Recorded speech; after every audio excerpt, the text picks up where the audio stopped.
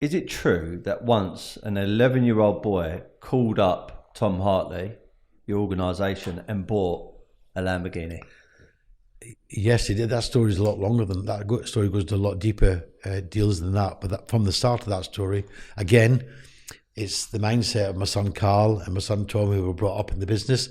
They would do these things only because that's the way they were at one time.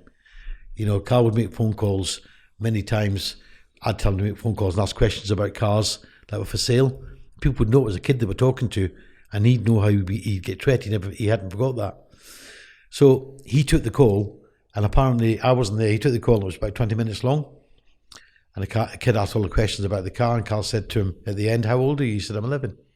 Carl said, "That's good." And the kid said to him, "What do I have to do to secure this car?" He said, "Well, you're going to have to get somebody to give me a credit card." He said, "You can't give me a credit card, but you can get somebody to give me a credit card, and I'll take it off the market." He said, "I'll get my mum to phone you." Sure enough, 10 minutes later, his mum called.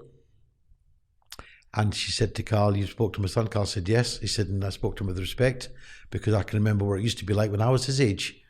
And I'm asking you, Steve, how many people would have spoke to that kid for 25 minutes on the phone?" Not many. They'd have put the phone down. Okay. So Carl got the deposit from the wife, from his mother, and then the husband and wife visited the Hartley estate with that kid to pick up the Lamborghini. Carl wasn't there at the time, and the father started asking me about Bugattis.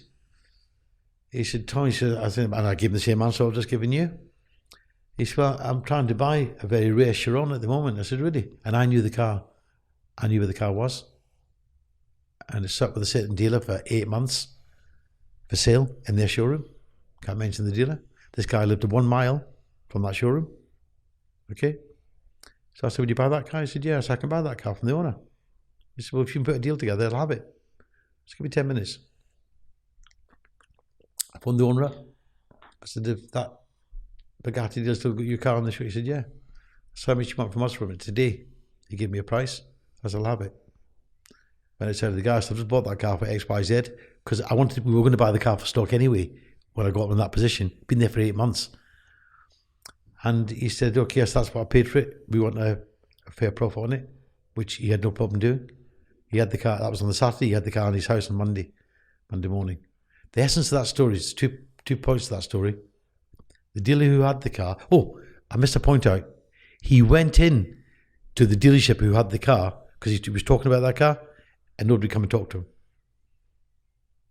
He had a pair of jeans on, a t-shirt, and nobody come and talk to him. So there's a lot of points to take from that story. When you start from the beginning, my son Carl giving respect and time to the call, as we do with any call that we get.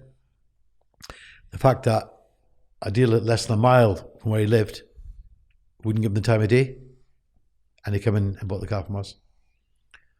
Is it true that once you stripped off, went into a sauna to close an individual on a Ferrari deal? Absolutely. I've done lots of things like that over the years.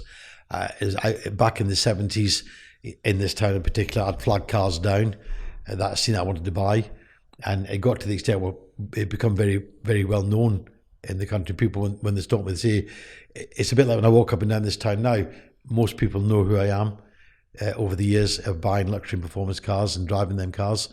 At that time they didn't, but it didn't take long for them to catch on, and yeah, I'd stopped them. But this particular time, I seen a Ferrari outside, a Testarossa outside the Holiday Inn in Leicester, and I found out who the car was, and he said he's in the spa having a sauna.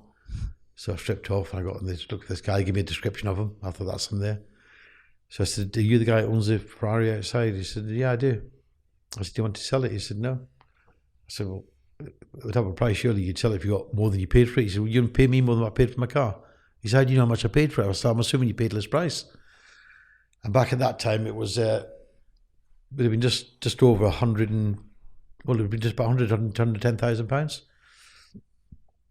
And I gave him 165,000 for it. And we'd done a deal. Because Testarossa at that time was selling for double the price. And I done the invoice within the reception. At that time, in the back in them days, I had to walk to the bank and get a banker's draft. You didn't do bank transfers in them days. You used to have a certified check or a banker's draft. I gave him the banker's draft and I took the Ferrari. That's a very true story.